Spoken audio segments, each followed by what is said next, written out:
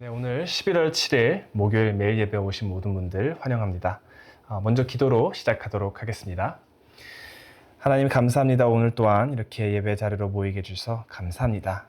하나님 정말로 이렇게 하나님께 예배를 드릴 수 있다는 것이 얼마나 기쁘고 큰 영광이 되는 자리일까요? 하나님 저희가 가끔 이러한 자리를 그냥 드릴 때도 있는데 하나님 저희에게 다시 한번 기억하게 하여 주시옵소서.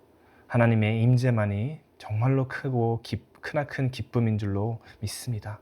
그러한 기쁨을 다시 한번 깨닫게 하여 주시옵시고 또 하나님의 말씀을 저희가 읽고 듣고 이렇게 곰곰이 묵상하며 생각할 때에 저희 가슴 깊은 곳에 하나님의 말씀이 자리 잡기를 기도합니다. 그러므로 인해서 하나님의 말씀으로 인해서 저희가 살 수 있는 힘을 얻고 하나님의 말씀으로 의로운 삶을 살 수 있는 그러한 계기가 될 수 있도록 또한 인도하여 주시옵소서. 하나님 또 이 시간 지금 하나님께 예배를 드리고 싶지만 온전한 마음과 몸으로 예배를 드리고 싶지만 편치 않은 관계로 그렇게 쉽지 않은 성도님들 또한 계십니다. 하나님 그분들을 기억하여 주시옵소서. 하나님 그분들에게도 은혜와 자비를 내려주시옵시고 회복의 손길이 함께하길 기도합니다. 하나님 저희와 함께하여 주시옵시고 저희가 어디 있든지 언제든지 하나님께 예배를 드릴 때에 하나님 저희가 몸과 마음이 좀 떨어져 있긴 하더라도 저희는 모두 똑같은 하나님을 예배하기를 원합니다. 그렇게 하나님 저희의 예배를 들어주시옵시고 저희가 온전한 성도가 될 수 있기를 기도드리고 저희가 한 가족, 한 교회가 될 수 있기를 간절히 바라며 이 모든 말씀 예수님의 이름으로 기도드렸습니다. 아멘. 네, 지금 이 시간 찬송가 362장 주여 복을 주시기를 다 함께 부르도록 하겠습니다.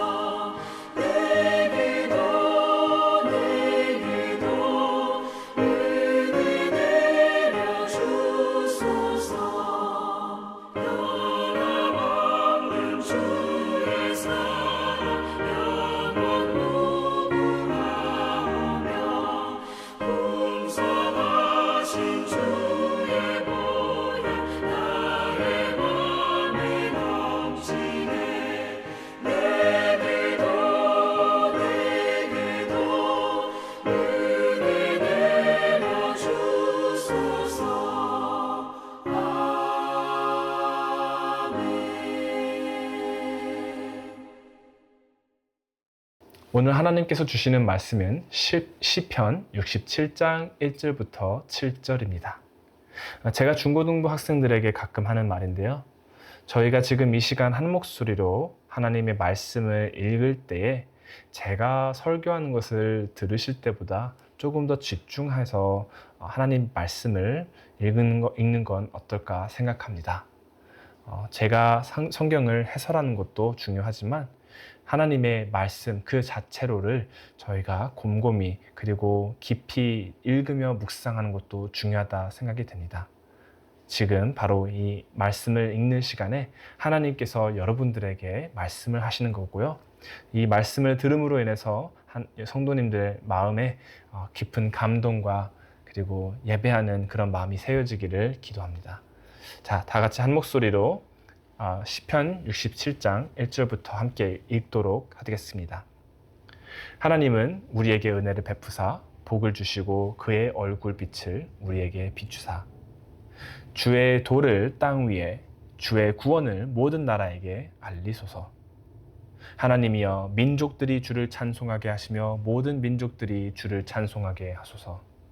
온 백성은 기쁘고 즐겁게 노래할지니 주는 민족들을 공평히 심판하시며 땅 위의 나라들을 다스리실 것임이니라.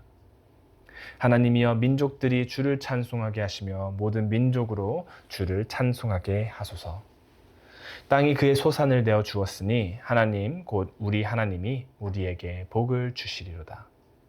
하나님이 우리에게 복을 주시리니 땅의 모든 끝이 하나님을 경외하리로다. 아멘. 오늘 본문에서 우리는 찬양과 간구라는 두 가지 주제가 있는 것을 볼 수 있는데요. 이 두 가지에 대해서 이야기를 조금 나눌까 합니다. 사실 오늘은 제가 설교를 하면서 몇 가지 좀 질문을 준비를 해왔는데요. 그냥 보시는 것도 괜찮을 거지만 설교 영상을 멈추시고 이 질문에 대해서 생각을 하면서 성경을 다시 보고 답을 찾는 것은 조금 어떨까요? 제가 생각했었을 때 저희가 묵상을 할 때는 이러한 것을 통해서 하나님과 대화를 하는 것이기에 이런 하나님과 대화를 나누는 연습을 하시기를 좀 권장하는 의미로 이렇게 제가 준비를 하였습니다. 성경 정말로 재미있고요. 성경이 하나님의 말씀이 아니더라도 정말로 재미있게 풀이를 할 수 있는데 성경이 하나님의 말씀이시기에 그 재미도 더 몇 배가 되고요. 저희가 이렇게 의미를 깨달았을 때 하나님께서 나에게 이렇게 말씀해 주시구나 하고 그러한 감동도 있습니다. 그렇게 이 재미있는 것을 저만 알기를 원치 않고요. 우리 성도님들도 직접 경험했으면 좋겠다라는 의미에서 제가 이렇게 준비를 하였습니다. 말씀드렸듯이 바쁘신 분들도 계실 거라 생각하기에 그냥 보시는 분들도 문제 없기 위해 스무스하게 영상을 준비하였지만 시간이 되시는 분들이라면은 제가 이렇게 질문을 드릴 때에 잠깐 영상을 멈추며 성경을 다시 한번 읽어보며 생각해 보는 것도 좋을 거다라고 생각합니다. 자, 그럼 오늘 본문에 대해서 다시 한번 말씀드린 대로 찬송과 간구에 대한 두 가지를 좀 볼 수 있는데요. 우선 첫째 절부터 우리는 하나님의 은혜와 축복 그리고 그분의 임재를 간구하는 것을 우리는 볼 수 있습니다. 자, 언뜻 보면 여러 시편에서 볼 수 있는 것처럼 다윗이나 다른 사람들이 어려울 때 하나님께 부르짖는 것과 같을 수 있다라고 생각되지만 하지만 2절을 조금 살펴보면 우리는 사실 숨겨진 단어가 있는데요. 이 단어를 가지고 오늘 본문을 본다면은 조금 다르다는 것을, 이 간구하는 게 조금 다르다는 것을 볼 수 있습니다. 자, 숨겨진 단어가 무엇일까요? 한글 성경에는 없지만 1절과 2절을 이어주는 연결하는 접속사가 있는데요. 영어 번역으로는 so that 이라고 번역되어 있습니다. 이것은 한글로 번역하자면은 그러함으로 라고 해석할 수 있는데, 자, 한번 이 단어를 추가해서 제가 1절과 2절을 읽어보겠습니다. 한번 다른 게 느껴지시는지 한번 곰곰이 들어보시기 바랍니다. 자, 1절부터 잠깐 읽겠습니다. 하나님은 우리에게 은혜를 베푸사 복을 주시고 그의 얼굴빛을 우리에게 비추사 그러함으로 인해 주의 도를 땅 위에 주의 구원을 모든 나라에게 알리소서. 자, 이렇게 접속사가 들어가면 조금 다르게 보이시나요? 이렇게 읽으시면은 은혜와 축복 그리고 하나님의 임재를 구하는데 다른 이유가 있는 것을 저희는 볼 수 있습니다.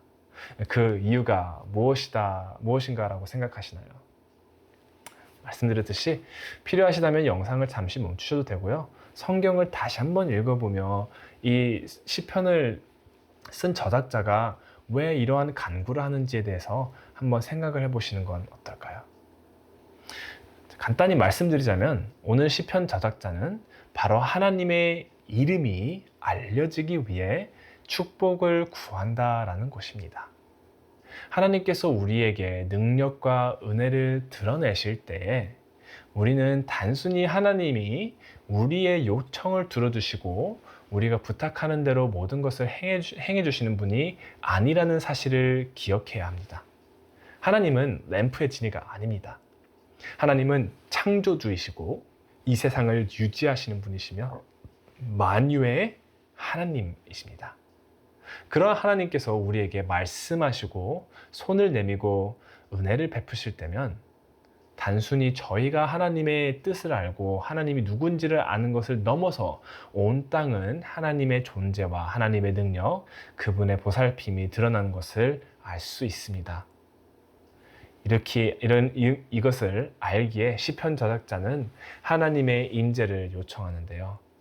그 요청의 뒷배경에는 온 세상이 하나님을 알기 원하는 예배의 이유가 있기 때문입니다. 오늘 본문에 비하면 우리는 하나님께 어떻게 요청하고 간구하고 기도할까요? 우리도 필요할 때 하나님께 부르짖으며 도움을 요청하곤 하는데 우리는 또 이런 것에 또 능숙합니다. 우리의 부르짖음과 이 시편의 부르짖음의 차이는 그렇다면 무엇일까요? 여러분은 어떻게 생각하시나요? 시편의 기도와 우리의 기도가 다른 점. 시편과 많은 사람들의 간구의 차이점은 바로 동기에 있는 것을 우리는 알 수 있습니다. 우리 중 많은 사람들이 하나님을 비즈니스 파트너처럼 대하는 것처럼 기도할 때가 있는데요. 하나님, 찬양과 경배를 드리니 그 대가로 부와 권세와 명예 그리고 건강을 나에게 주시옵소서라고 할 때가 있는 분들도 계시죠. 그런 믿음과 기도를 보고 야보고는 4장에 이렇게 말을 하죠. 너희 중에 다툼이 어디로부터 나느냐? 너희 지체 중에서 싸우는 정욕으로부터 나는 것이 아니냐? 너희는 욕심을 내어도 얻지 못하여 살인하며 시기하여도 능히 취하지 못함으로 다투고 싸우는도다. 너희가 얻지 못함은 구하지 아니하기 때문이요 구하여도 받지 못함은 정욕으로 쓰려고 잘못 구하기 때문이다. 자, 여기 야고보서에 나오는 이러한 동기는 기도를 부적절하게 만들고요. 심지어 교회를 분열시킬 수도 있다라고 우리는 볼 수 있죠.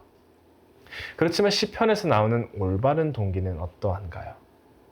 올바른 동기로 하나님께 간구할 때엔 하나님의 이름이 다른 사람들 입에서, 다른 사람들의 마음에서 더 드높여지기도 하고요. 더 나아가 교회를 성장하고 교회를 세우기도 합니다. 오늘 여러분은 하나님께 어떻게 기도하시겠습니까? 야보고서에 나온 것처럼 오직 내가 원하는 방식대로 나를 위해서 기도를 하시겠습니까? 아니면 하나님께 예배를 드리는 마음으로 기도를 하시겠습니까? 중요한 것은 우리가 어떤 간구를 하는가 하는 내용이 아니고요.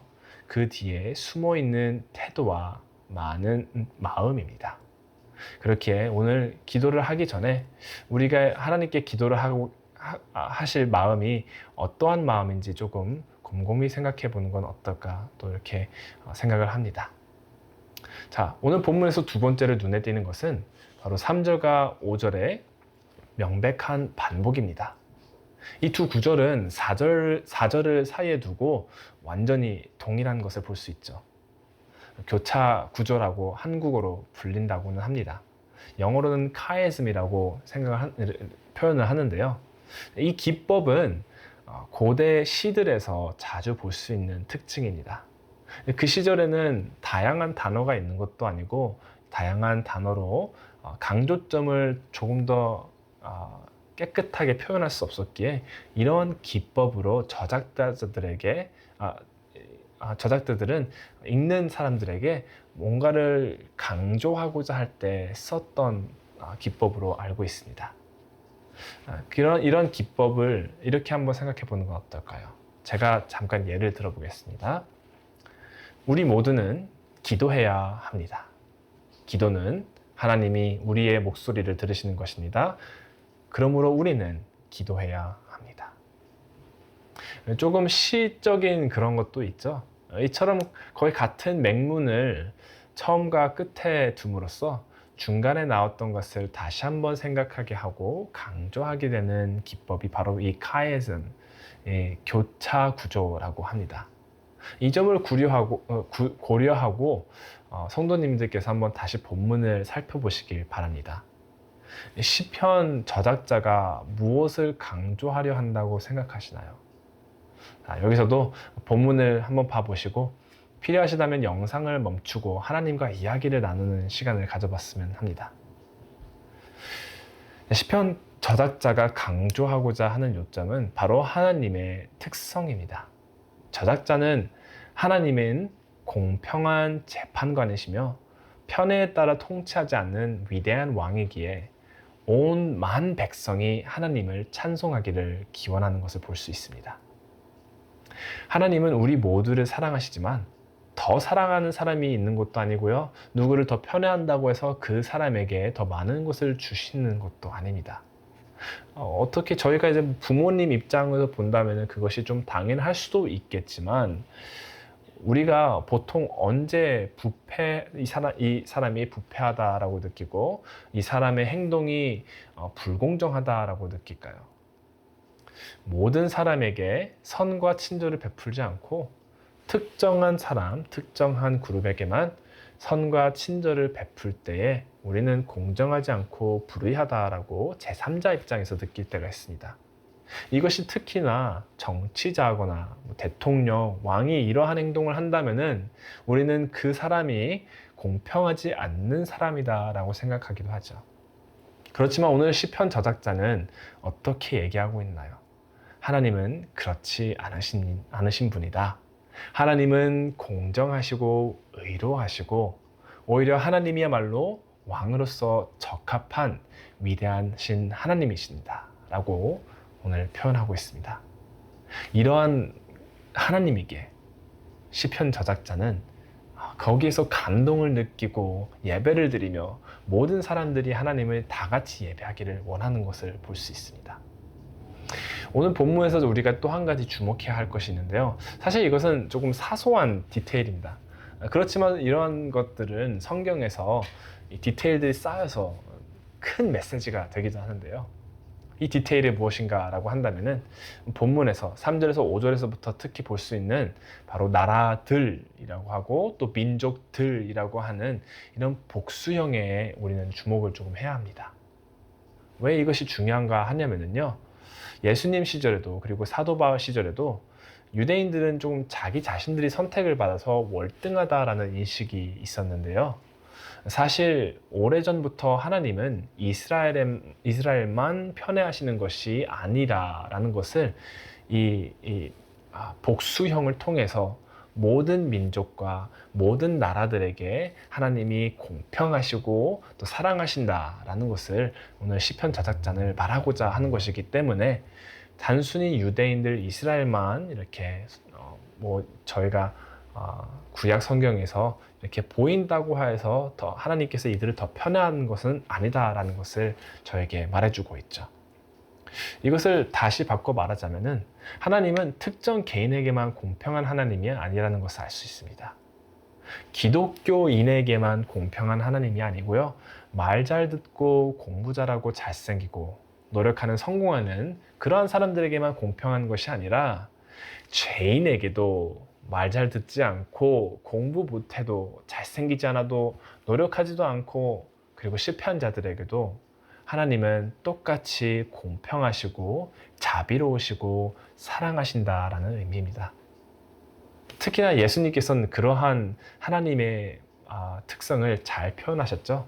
특히나 이렇게 죄인들 그리고 그 텍스를 걷는 이런 죄인들과 함께 하시고 또 쳐다보지도 않는 그런 사람들에게 오히려 다가가셔서 함께 밥을 드시고 생활을 하신 것을 우리는 볼 수 있었습니다. 하나님은 모든 나라와 모든 사람에게 공정하시고 위대한 심판자이시며 세상의 왕으로서 적합하신 분이십니다. 이것이 정말로 어떻게 보면 지금 이 시대에 큰 격려가 되는 것 같습니다. 특히나 바로 어제였죠. 대통령 선거의 결과가 나왔는데 어떠한 분들은 과연 이 사람이 대통령으로서 적합한 사람인가? 또 미국뿐만 아니라 한국에도 그런 불공정한 분이 대통령이 되기도 하셨었죠. 이거는 저희만 그런 것도 아니고 한국만 그런 것도 아니고 세계 각국에서 이미 어떠한 사람이 정말로 왕으로서 적합한 것은 아니다라고 이렇게 다들 잘 알고 있는 것 같습니다.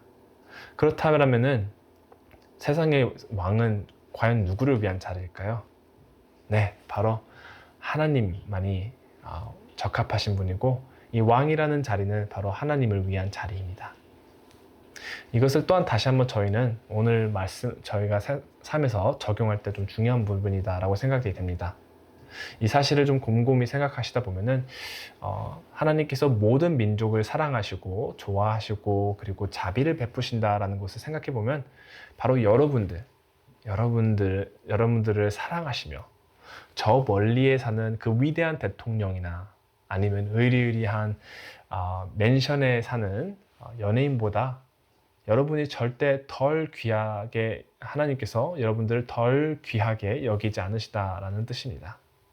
그렇지만 또 똑같이 반대로 옆집에 있는 사람 그리고 저기 샌프란시스코 다운타운에 사는 민폐인과 같은 홈리스들 또한 이런 사람들 또한 역시 여러분만큼이나 소중한 존재다라는 뜻이죠.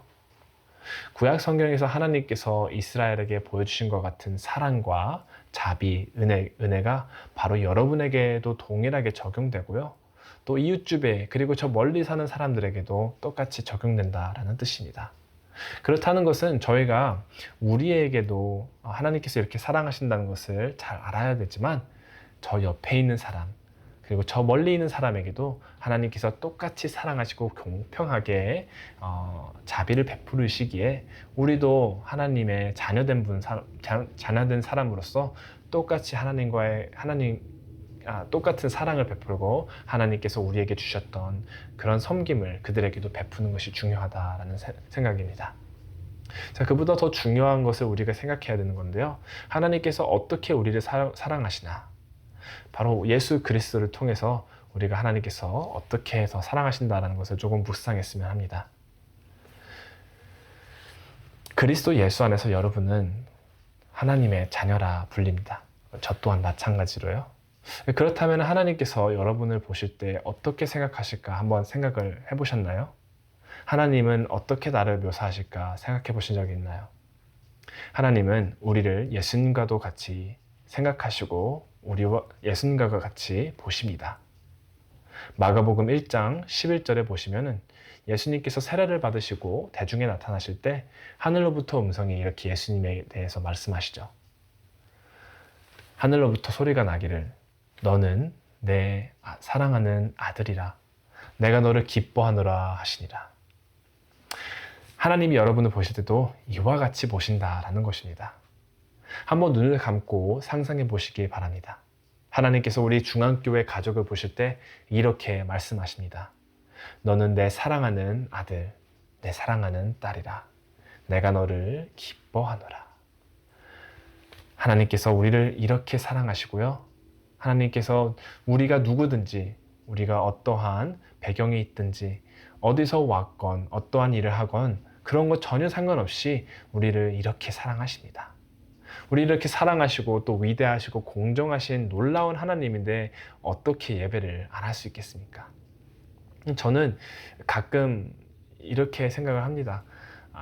여러분들도 같을 수 있을 거라 생각하고 공감하시는 분들도 있을 거라 생각하지만 가끔 하나님을 묵상하고 하나님의 말씀을 생각하다 보면은 마음이 뜨거워지고 그냥 하나님께 무릎 꿇고 기도하며 찬송하고 예배하고 싶어질 때가 있습니다. 여러분도 그럴 때 있지 않나요? 그러한 하나님의 누군지를 곰곰이 생각해 봤었을 때 거기서 오는 감동으로 오늘 시편 저작자는 하나님을 경배하고 찬양합니다.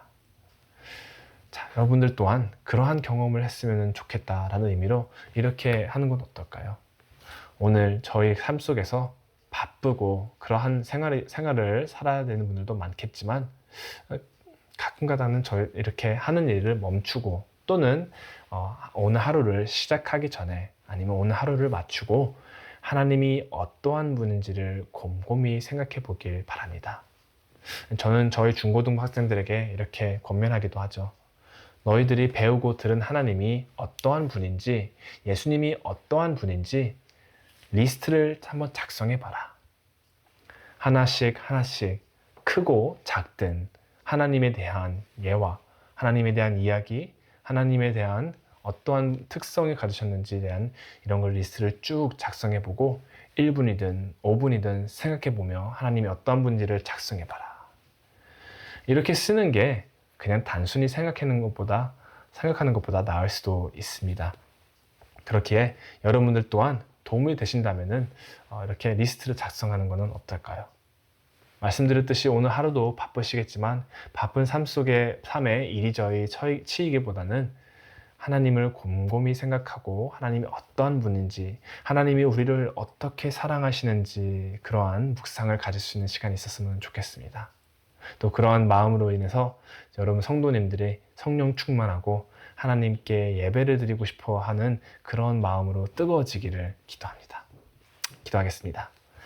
하나님 감사합니다. 저에게 이렇게 또한 하나님 말씀을 주셔서 감사합니다. 하나님은 정말로 공정하신 분이고요. 하나님은 정말로 놀라우신 분이며 하나님은 예배받기 합당하신 분이십니다. 하나님, 저희가 삶을 살면서 바쁘고 그리고 여러 가지 신경 써야 할 것들이 너무나 많아서 하나님이 누군지를 까먹고 그냥 이대로 살 때가 많습니다.